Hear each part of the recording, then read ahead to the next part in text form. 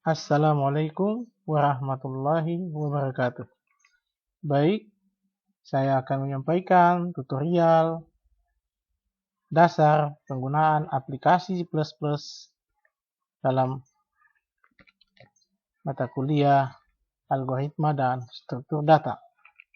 Baik, sebelum kita masuk ke pembahasan awal tutorial penggunaan dan praktikum C++, maka berapa hal yang harus diperhatikan. Yang pertama, mahasiswa harus sudah mempunyai aplikasi atau software C++. Dan yang ada di komputer saya adalah aplikasi C++ Borland 5.2. Borland C++ 5.2. Teman-teman mahasiswa bisa juga menggunakan dev C++ untuk diinstal di komputernya. Ya. Baik, untuk mempersingkat waktu, saya akan menyampaikan tutorial dasar dalam penggunaan aplikasi C++.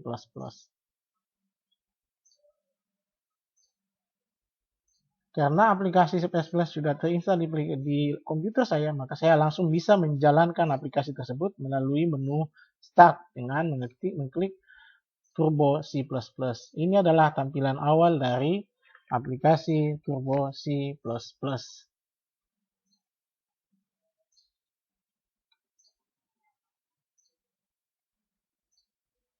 Baik.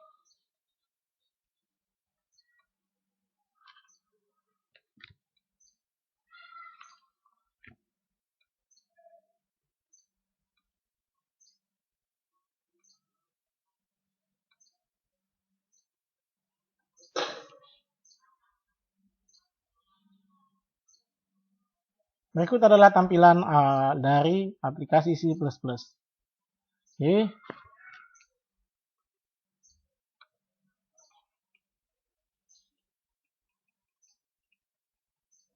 Langkah-langkah menuliskan program dalam Borland C++. Langkah yang pertama adalah bukalah editor Borland C++ melalui Start menu. Berikut adalah tampilan awan Borland C++ tampak seperti pada gambar yang ada di layar. Ya, sama dengan tampilan yang ada di sini. File, New. Ini adalah tampilan yang ada di layar. Sama halnya dengan yang ada di materi yang saya sampaikan. Kemudian, source code kode program C++ dapat ditulis di text editor Borland C++. Berikutnya, untuk membuat file baru, maka klik File, New, Text Edit. Untuk menyimpan project, pilih menu Save As atau Save atau Ctrl K atau Ctrl S. Jadi setelah teman-teman mengetik source code-nya atau penggalan kode programnya, untuk menyimpannya bisa menggunakan dengan perintah file save ya atau save as. Kemudian bisa juga dengan menggunakan perintah Ctrl K atau Ctrl S yang ada di dalam keyboard komputer masing-masing. Kemudian setelah program selesai diketik ya, silakan melakukan compile file dengan cara menekan tombol Alt F9 atau pilih submenu compile. Compiler dijalankan untuk mengubah source code menjadi sebuah program. Compile pada satu proses di mana mengubah bahasa pemrograman menjadi instruksi-instruksi yang dikenali oleh komputer. Setelah source code tercompile, terbentuklah sebuah file objek dengan extension .obj, .file, .obj. Ini belum merupakan sebuah program executable. Baik, setelah program dikompil, jadi ada dua tahapan untuk menjalankan program di C++ adalah tahap yang pertama kita melakukan compile, yakni membentuk potongan-potongan kode yang ada di dalam editor C++ menjadi sebuah file ya, menjadi sebuah file extension. Kemudian tahap yang kedua adalah menjalankan program tersebut. Untuk menjalankan program tersebut dengan menggunakan perintah Ctrl F9 ya, menggunakan keyboard yang ada di komputer, atau bisa memilih submenu Run yang ada pada menu bar C++. Setelah kita compile file yang berisi source code, maka Sebagai hasil kompilasi tersebut, kita akan mendapatkan suatu file yang bisa dijalankan atau executable file. Menjalankan program yang kita buat berarti menjalankan file hasil proses kompilan tersebut. Baik, sebelum mulai melakukan coding program, sebaiknya diingat bahwa C++ bersifat case sensitif, yang artinya huruf besar dan huruf kecil dibedakan. Jadi, saya ingatkan kepada teman-teman mahasiswa bahwa program C++ atau bahasa pemrograman C++ memiliki sifat sensitif terhadap huruf besar dan huruf kecil. Huruf besar dan huruf kecil sesuatu yang berbeda, ya. Jadi terutama pada penggunaan penulisan variabel. Baik, kita akan coba mengetik latihan dasarnya.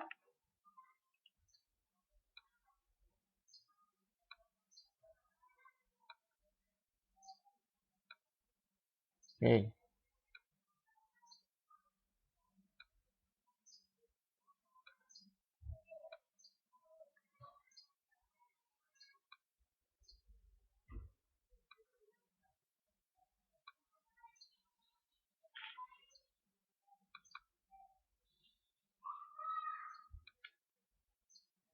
Baik.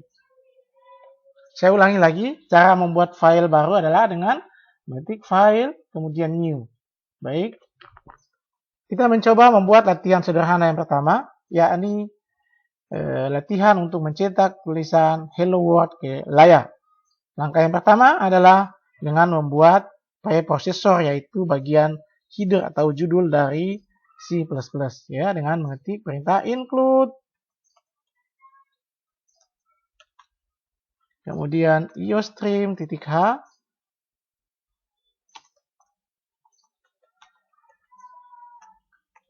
penggunaan header bermacam-macam. Ada yang menggunakan iostream.h, ada yang menggunakan conio.h, ada iomainif.h, ya. Banyak. Jadi bagian preprocessor atau header daripada dari software C++ itu banyak, tergantung kasus yang akan kita buat. Baik, kemudian include conio.h. Kemudian void main. Ini adalah bagian utama dari struktur bahasa C++. Void main, jadi cara penggunaan void main ada 3. Yang pertama bisa menggunakan void main, bisa menggunakan main, dan bisa menggunakan int main. Pada latihan ini saya menggunakan void main. Kemudian buka kurung kurawal. Ini bagian deklarasi atau statement, ya. Pendeklarasian pernyataan atau statement. Kemudian cout. Cout ini adalah perintah untuk menulis ke layar, ya. Ya, menulis ke layar. Jadi yang akan kita tulis ke layar tampilan adalah hello world. Tulisan hello world nanti setelah program dijalankan akan tampil ke layar. Kemudian kita tutup. Selanjutnya kita tutup perintah dengan perintah get. Atau kita tambah komentar, ya. Komentar cout hello world.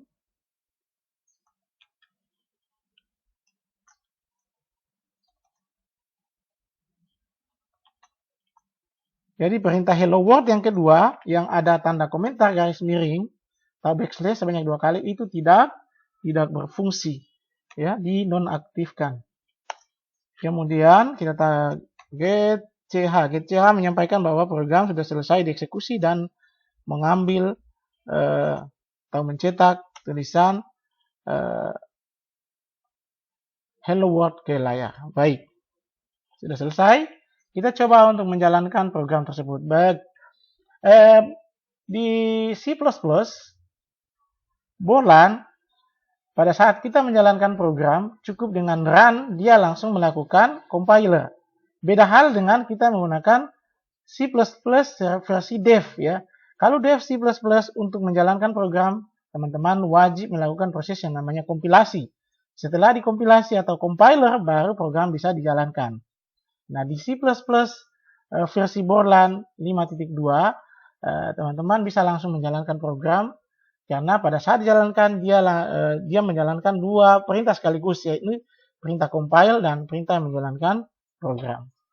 Saya coba menjalankan dengan menggunakan perintah simbol ini. Baik, masih ada yang error. Di mana errornya? Pada fungsi, oh iya, tulisan gates-nya salah ya. Tulisan gates-nya salah. Saya tambahkan kurang huruf H. Kemudian saya jalankan programnya, ya berhasil dijalankan, muncul tulisan hello world. Teman-teman juga bisa menjalankan dengan perintah debug, kemudian pilih run ya. Sama ditampilkan. Bisa juga menjalankan menggunakan perintah Ctrl F9 yang ada pada keyboard. Ya, saya pakai Ctrl F9 dan ini hasilnya. Oke, baik. Selanjutnya kita coba latihan yang lain. Ya, latihan yang lain juga sama.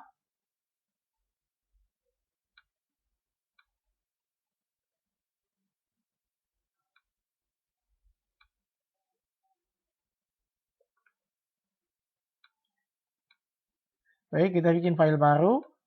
Kemudian kita paste di sini. Di sini adalah perintah untuk mencetak tulisan selamat belajar C++. Oke, dia menggunakan, tadi latihan pertama kita menggunakan void main, dan pada latihan yang kedua kita menggunakan int main. Ya. Kemudian pada latihan pertama kita menggunakan get ch, maka di latihan yang kedua kita menggunakan return. Ya. Kita menggunakan return.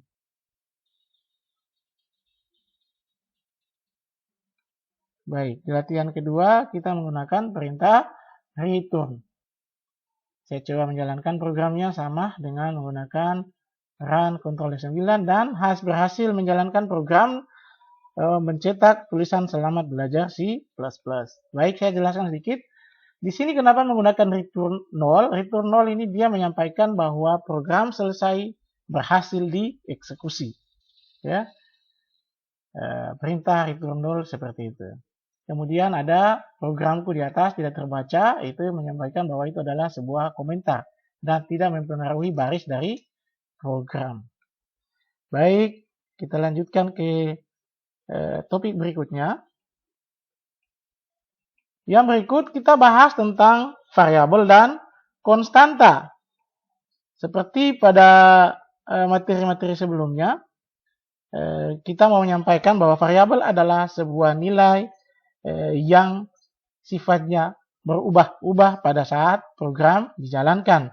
Sedangkan konstanta adalah nilai yang dijalankan atau nilai yang sifatnya tetap dan tidak berubah pada saat program dijalankan. Baik, kita coba menjalankan sebuah latihan. Ya, mempraktikkan sebuah latihan. Di sini latihannya adalah kita mau membuat latihan mencari luas dan keliling dari sebuah lingkaran. Baik, untuk mempersingkat waktu saya copy saja. Ya. Kemudian saya buat file baru. Ya. Saya buat file baru. Kemudian saya copy di sini.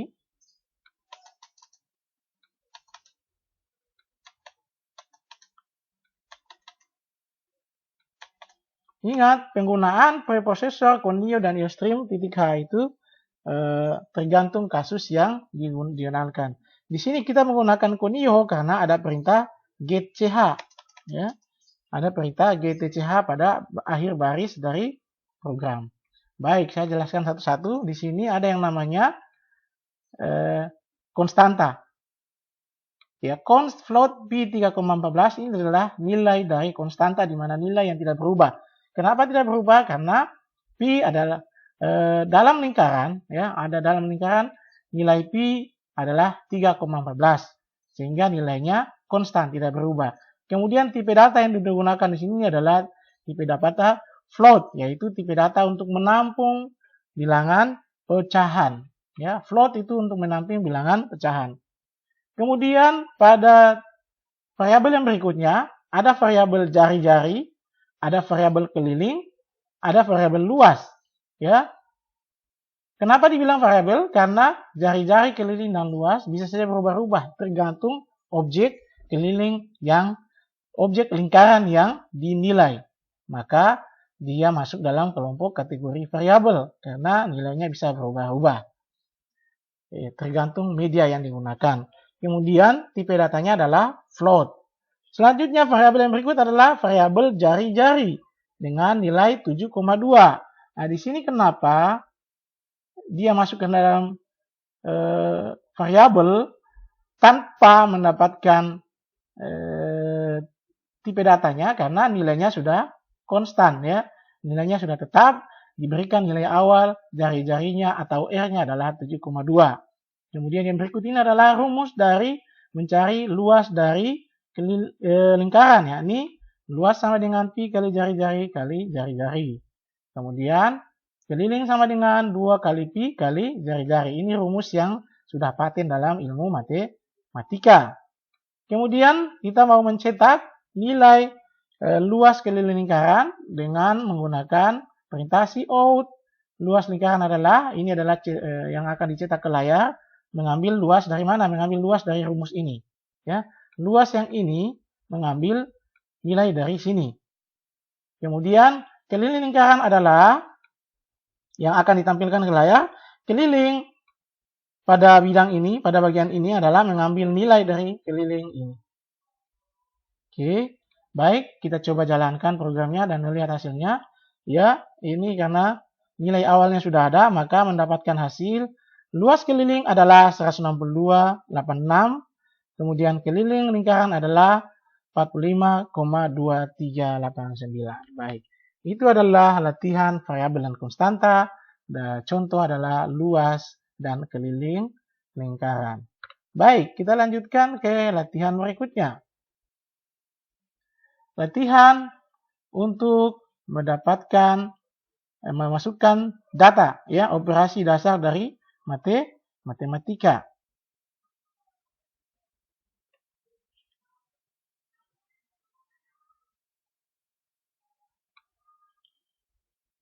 Saya coba menjalankan contohnya.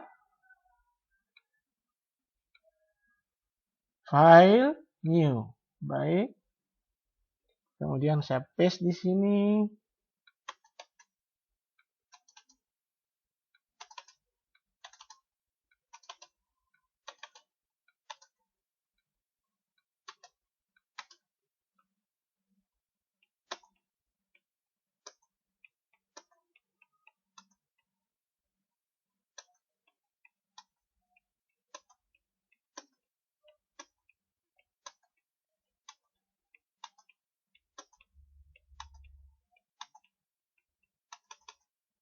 Baik, ini contoh latihannya. Jadi sebenarnya bisa menggunakan simbol lebih besar dan lebih kecil. Bisa juga menggunakan simbol petik 2. Ya. Supaya tidak membingungkan, saya menggunakan simbol titik 2. Baik. Kemudian di sini ada tipe data yang namanya float. Kemudian variabelnya data 1, data 2, tambah, kurang, kali, dan bagi. Kemudian di sini ada judulnya namanya operasi dasar matematika. Kemudian ada perintah untuk memasukkan data, ya. Biasanya cout diikuti dengan in. Cout ini adalah cout untuk menampilkan pesan masukkan data 1. In adalah untuk fungsinya adalah proses penginputan data. Jadi cout menampilkan tulisan masukkan data, in adalah untuk menginput data. Ya, sekali lagi saya ulangi. Cout fungsinya adalah menampilkan tulisan masukkan data 1. Sedangkan in data 1 adalah untuk fungsi perintah untuk menginput data. Sama halnya dengan perintah yang kedua, masukkan data 2, kemudian in data 2. Yakni memasukkan data, cout menampilkan tulisan masukkan data, kemudian in fungsinya untuk menginput data. Kemudian di sini ada rumus. Rumus tambah adalah data 1 tambah data 2, sudah umum ya. Kurang adalah data 1 kurang data 2, kali ada data 1 kali data 2, dan bagi adalah data 1 bagi data 2. Itu rumus yang digunakan. Kemudian perintah mencetak. Di sini CO data 1 tambah sama dengan tambah. CO data 1 kurang ya, umumnya seperti itu. CO jadi menampilkan ke layar hasil penginputan data 1 dengan data 2. Akan tampil di sini sesuai dengan operator yang digunakan. Jadi akan tampil tambah, kurang, kali, dan bagi. Baik, saya coba menjalankan programnya. Ya, saya masukkan data 1 4, data yang kedua 5, data yang kedua baik. Menghasilkan tampilan seperti ini. Data yang pertama 4, data yang kedua 5. Jika penjumlahan adalah, jika 4 tambah 5 adalah 9. 4 kurang 5 minus 1, 4 kali 5 20. Dan 4 bagi 5 adalah 0,58. Baiklah, itu latihan dasar konstanta dan variabel. Ya. Ingat, konstanta adalah nilai yang sudah tetap, seperti tadi yang kita sebutkan di awal, seperti nilai pi dari lingkaran. Ya, ini 3,14. Sedangkan nilai variabel adalah nilai yang berubah-ubah pada saat program dijalankan. Ya, tergantung objek yang kita uji. Baik, selanjutnya ini ada beberapa latihan yang harus dikerjakan oleh teman-teman mahasiswa. Ya, latihan ini nanti saya kirimkan melalui media Classroom. Jadi teman-teman boleh melihatnya di media Classroom. Baik, selanjutnya kita masuk ke praktikum berikutnya, yakni praktikum selection atau pemilihan kondisi. Baik, di dalam struktur dasar C++ atau algoritma kita mengenal 3 struktur dasar, yakni runtutan atau sequence, kemudian selection atau pemilihan kondisi, dan yang ketiga adalah looping atau perulangan. Baik, untuk kesempatan kali ini kita akan membahas tentang seleksi atau selection, pemilihan kondisi.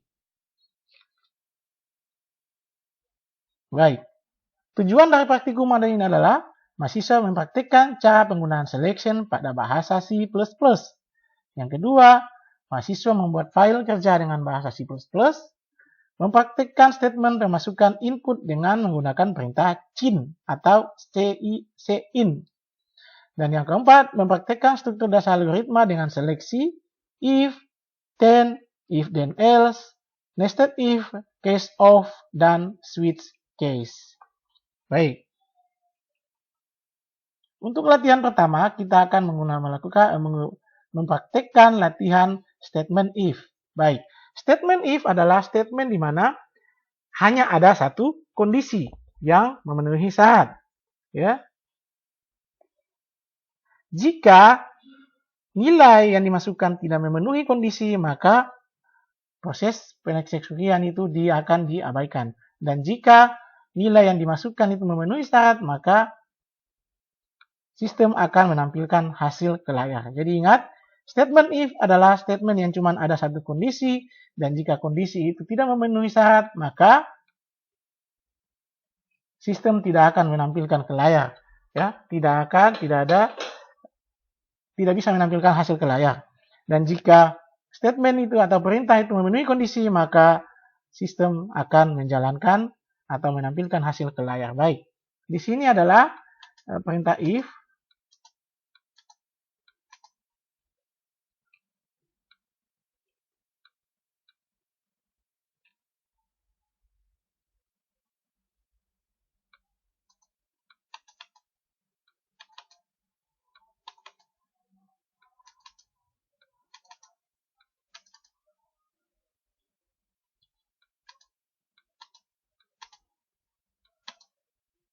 Ya, di sini ada variabel namanya variabel usia dengan tipe data integer. Kenapa? Karena usia adalah variabel yang memuat atau mengandung nilai dalam bentuk huruf angka. Ya, jadi variabel usia menampung nilai dalam bentuk angka, maka tipe data yang digunakan adalah integer. Ya, angka bilangan bulat, maka tipe data yang digunakan adalah integer. Kemudian ada perintah CLSC atau clear screen fungsinya adalah untuk membersihkan layar pada saat program dijalankan. Baik, yang berikutnya ada perintah cout. Cout tadi kita sudah bahas di awal adalah fungsinya adalah untuk menampilkan tulisan berapa usia Anda ke layar. Kemudian in adalah perintah untuk menginput usia. Ya. Baik, di sini ada syarat atau kondisi yang menyatakan bahwa if usia lebih kecil dari 17, Anda tidak boleh menonton bioskop. Ya. Kemudian selesai.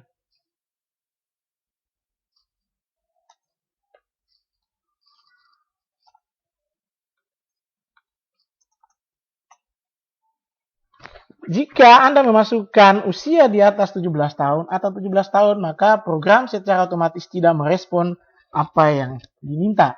Ya, jadi ingat, dalam perintah if hanya melakukan satu kondisi. Jika kondisi memenuhi, dijalankan. Kondisi tidak memenuhi, tidak ada proses yang dijalankan. Baik, kita coba masukkan usia 16 tahun. Hasilnya memenuhi syarat. Anda tidak boleh menonton bioskop. Nah, kenapa? Karena syaratnya di sini adalah usia harus kurang dari 17 tahun. Maka dia memenuhi syarat. Kemudian saya coba memasukkan usia 17 tahun. Maka tidak ada yang dijalankan. Ya, karena syarat tidak memenuhi. Syarat meminta bahwa nilai yang diinput harus kurang dari 17. Sedangkan nilai yang saya masukkan adalah 17. Maka tidak memenuhi syarat dan sistem tidak merespon apapun. Ya. Baik.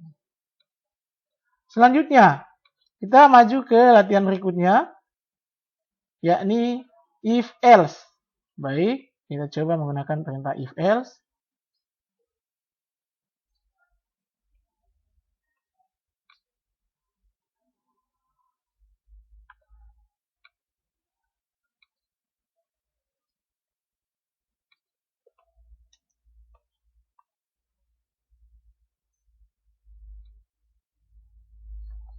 Ya.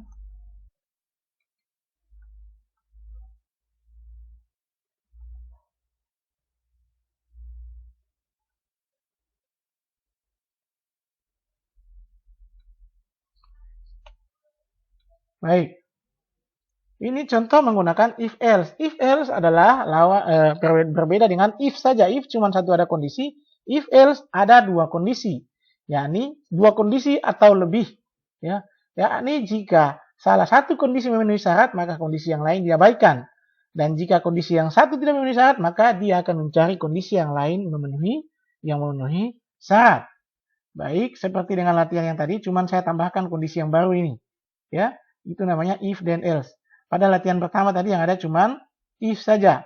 Nah, pada latihan kedua saya tambahkan else. Else itu maksudnya ada pilihan yang lain. Ya, ada pilihan yang lain, yakni jika dia memasukkan nilai di atas 17 tahun atau pas 17 tahun, maka dia boleh menonton bioskop. Baik, saya coba jalankan perintahnya. Halaman baris keberapa yang error? Baris ke-13. Oke, baris ke-13 yang error.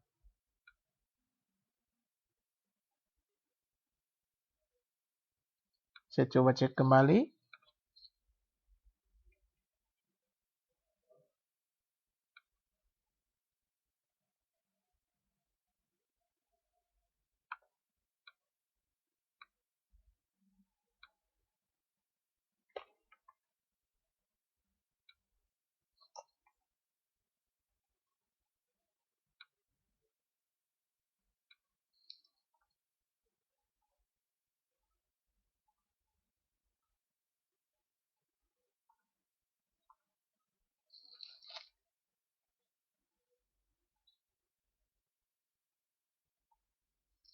Baik, kita coba jalankan. Ya, di sini berapa usia Anda? Usia saya masukkan di sini 17 tahun. Maka ada syarat memenuhi kondisi. Anda boleh ke bioskop belikan satu tiket buat asdos. Pada latihan yang pertama menggunakan if, pada saat saya masukkan angka 17, maka sistem tidak merespon. Nah, setelah saya tambahkan perintah else di bawah, maka pilihan 17 tahun memenuhi syarat. Saya coba memasukkan angka di bawah 17 tahun, coba saya masukkan 16, maka muncul juga kondisi yang lain. Nah, Anda tidak boleh menonton bioskop, kerjakan PR Anda. Itu contoh penerapan latihan if, then, else. Ya, di mana struktur kondisi yang memiliki kondisi atau syarat memenuhi lebih dari satu. Ya, ada pilihan lain pada saat program dijalankan. Beda hal dengan latihan yang pertama. Baik, selanjutnya kita masuk ke latihan yang berikut di file new, yakni latihan menggunakan perintah switch case. Ya, baik, switch case itu identik dengan sebuah nilai konstanta di mana nilai sudah ditentukan, nilai awal sudah ditentukan,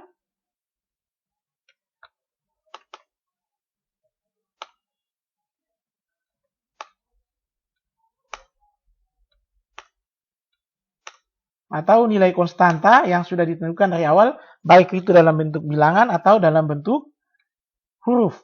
Ya, itu adalah switch case.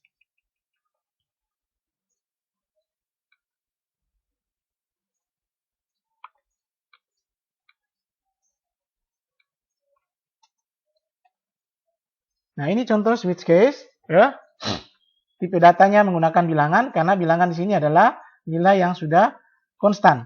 Ya, nilai konstan dimasukkan ke bagian case 1, case 2, case 3, dan sebagainya. Di sini ada satu perintah yang namanya switch. Switch itu sesuatu nilai yang sudah ditentukan posisinya. Jika kita pilih 1, maka yang tampil adalah bilangan 1.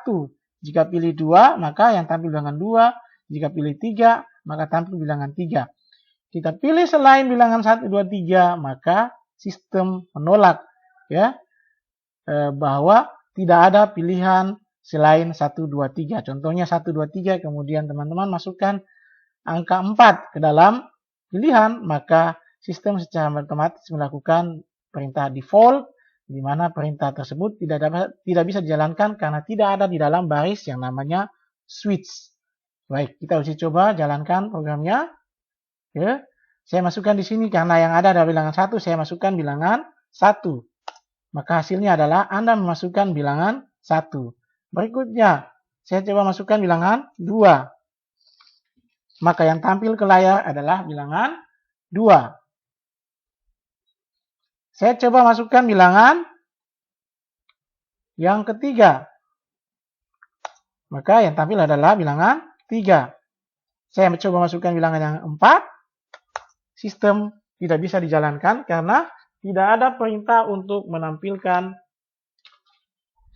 angka atau switch terhadap angka 4 di dalam layar. Nah, itu adalah contoh penerapan switch case dalam struktur dasar seleksi.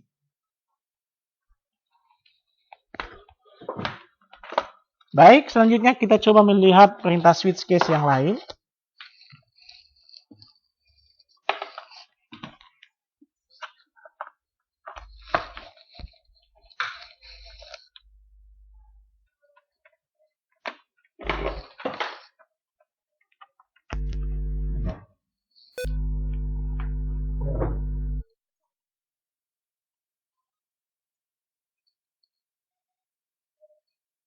Kita coba dengan menggunakan contoh switch case yang lain.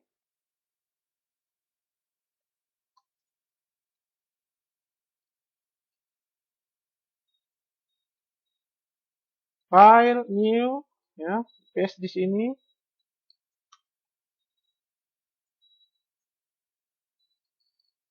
Baik.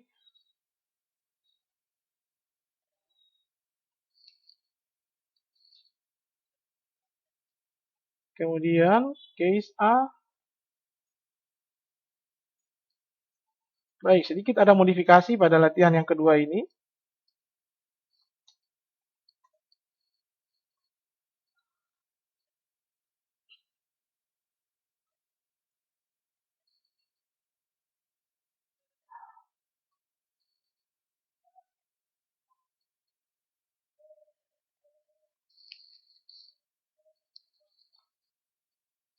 Pada latihan yang kedua, ada perbedaan di mana switch kode di sini karena dia pakai tipe datanya char kode karena yang di switch adalah huruf.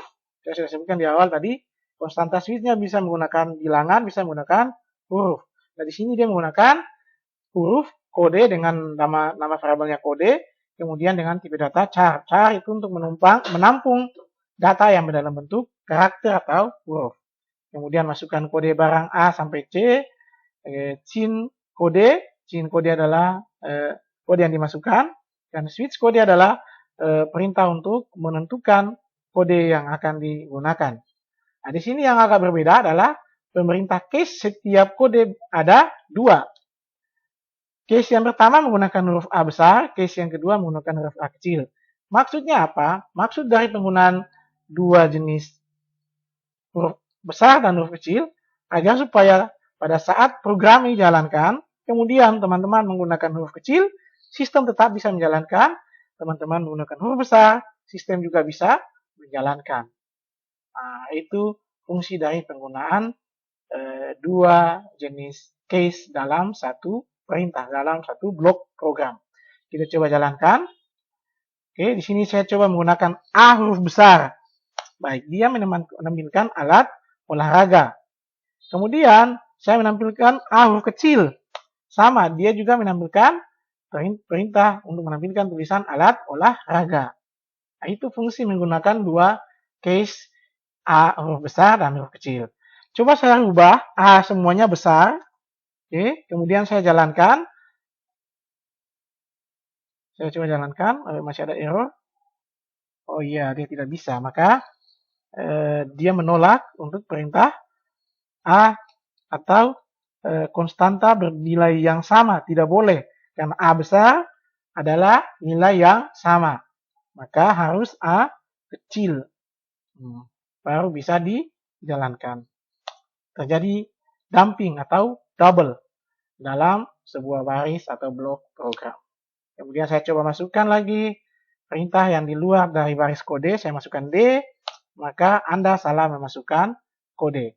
Ya, default. Default itu jika perintah yang dimasukkan tidak ada di dalam baris program. Kemudian perintah break. Break itu digunakan apabila perintah yang atau pilihan yang dipilih sudah sesuai dengan syarat. Contoh, saya pilih A, maka perintah program itu berakhir sampai di sini. Break, perintah langsung berakhir. Saya pilih B, perintah langsung berakhir. Saya pilih C, perintah langsung berakhir. Itulah fungsi dari break. Break itu adalah menghentikan proses penginputan data karena pilihan sudah memenuhi syarat. Oke, baik. Itu contoh latihan struktur dasar C++ dalam struktur dasar dari algoritma dengan C++ untuk seleksi, ya, atau selection atau pemilihan kondisi. Baik, selanjutnya kita masuk ke latihan yang berikutnya, yaitu praktikum yang keempat tentang pengulangan atau looping dengan menggunakan perintah while dan for. Tujuan praktikum adalah mempraktikkan cara penggunaan perulangan while dan for pada bahasa C++, membuat file kerja dengan bahasa C++, mempraktikkan struktur dasar algoritma dengan pengulangan seleksi, while, dan for. Baik, sebelum melakukan praktikum, saya coba sedikit mengurai tentang apa itu perulangan. Perulangan konsepnya seperti begini. Jika teman-teman mau mengetik tulisan selamat datang di informatika sebanyak 10 kali, maka dengan tanpa menggunakan perulangan, maka cara pengetikannya seperti apa? Coba kita lakukan latihannya.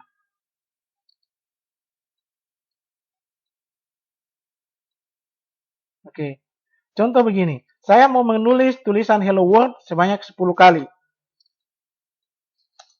1, 2, 3, 4, 5 lah, jangan terlalu banyak. Untuk mengetik tulisan hello world sebanyak 5 kali tanpa menggunakan perulangan, saya harus mengetik sebanyak 5 kali tulisan hello world. Lihat.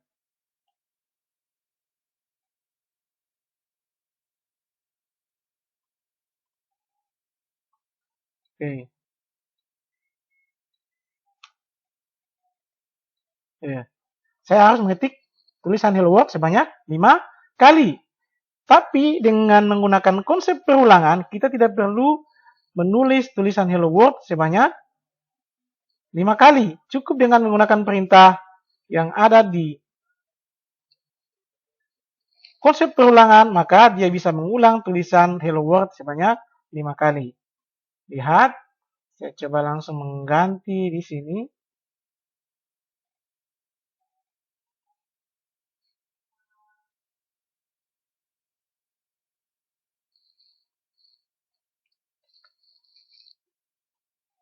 Baik, file new. Saya langsung mengetik di sini.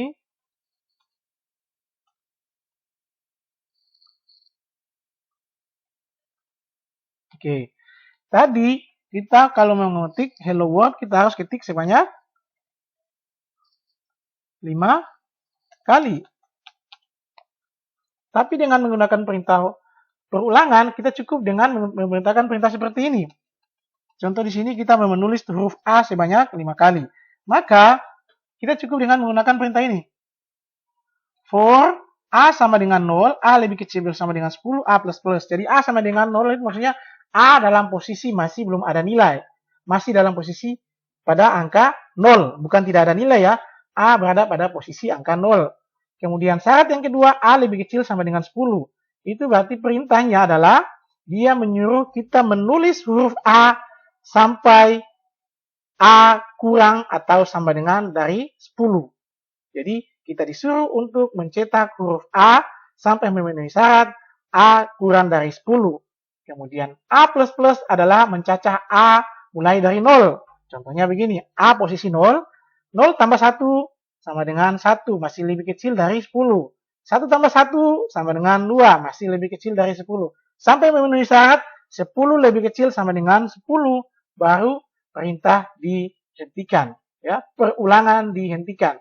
Perulangan dihentikan jika sudah memenuhi syarat. Lihat, kita coba menjalankan di sini. Lihat, 0, 1, 2, 3, 4, 5, 6, 7, 8, 9, dan 10. Dia mengurutkan angka A dari 0 sampai dengan 10 sesuai dengan syarat yang ada di samping. Oke, baik. Selanjutnya kita coba di perulangan yang lain.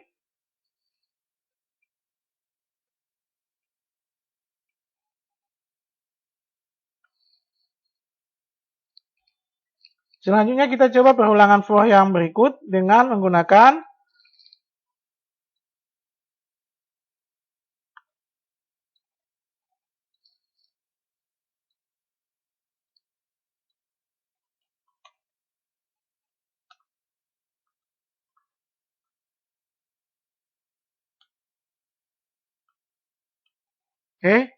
perintah for yang berikut adalah untuk mencetak huruf A secara terbalik ya.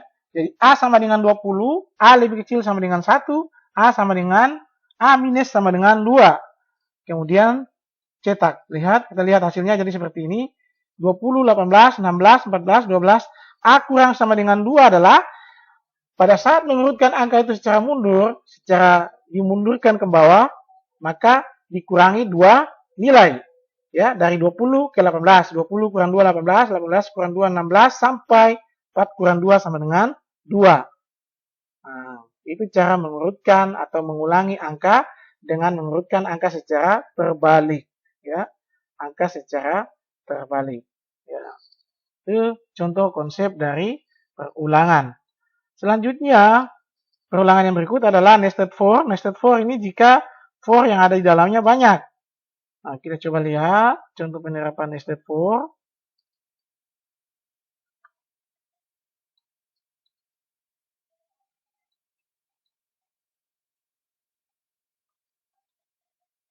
Oke.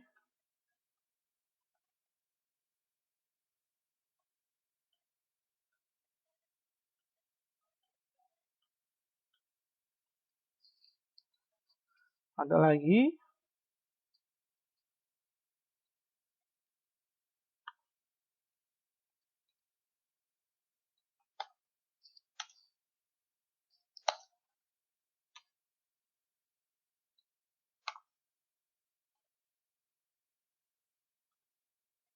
Baik, Nested for ini jika for-nya banyak, ya.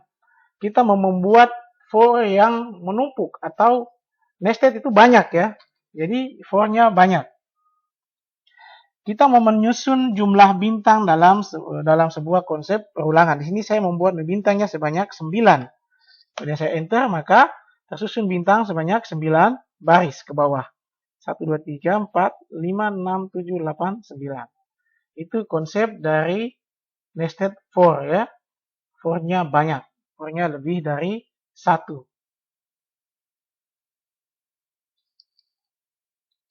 Kemudian yang berikut, while dan do while.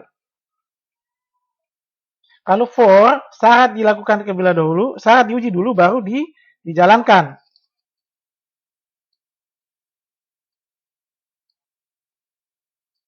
Oke, pada for, jalankan dulu baru syarat diuji pada akhir. Sedangkan pada while, jalankan dulu program, ya. Syarat diuji di awal, baru program dijalankan, ya. Itu perbedaan antara for dan while. Kerjakan baru syarat diuji, uji dulu syarat baru kerjakan. Ya, oke, ini adalah perintah dari while.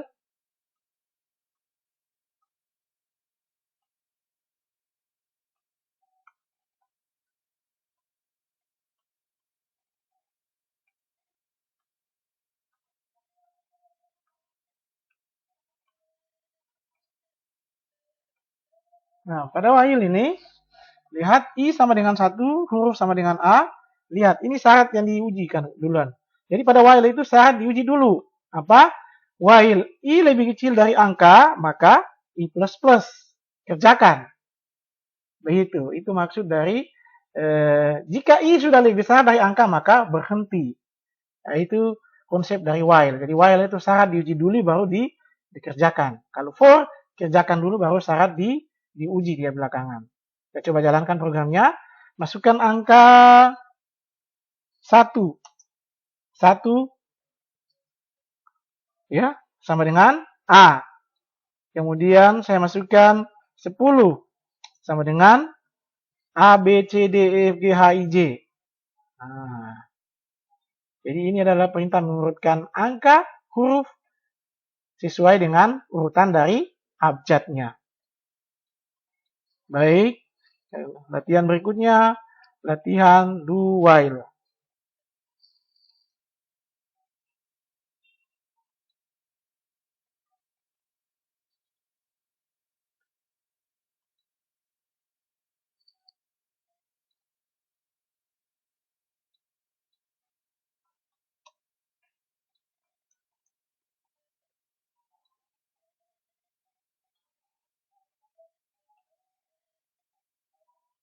Baik, do while adalah kebalikan dari while do, ya.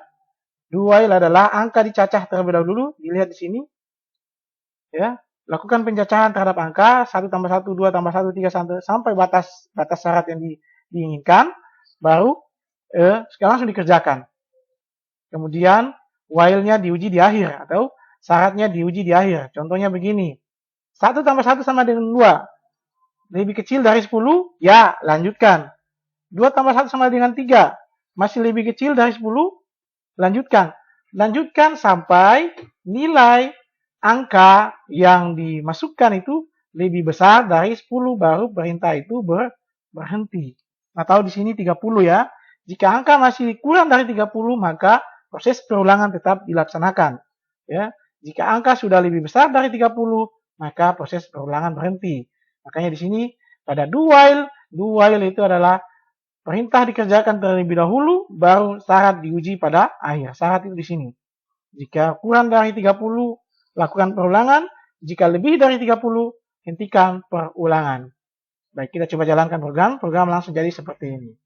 2, 4, 6, 8, 10, 12, 11, sampai dengan 30. Ya. Persen 2, angka 2% 2 sama dengan 0 adalah, yang ditampilkan di sini adalah bilangan genap.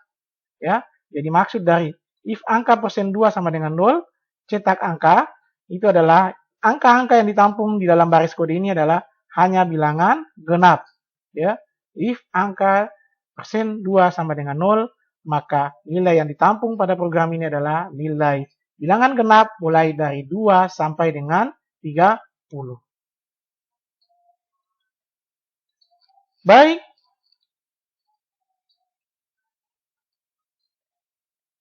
Cukup ya. Saya rasa cukup untuk pertemuan kali ini. Untuk latihan praktikum dasar C++ pada kali ini. Dan kita akan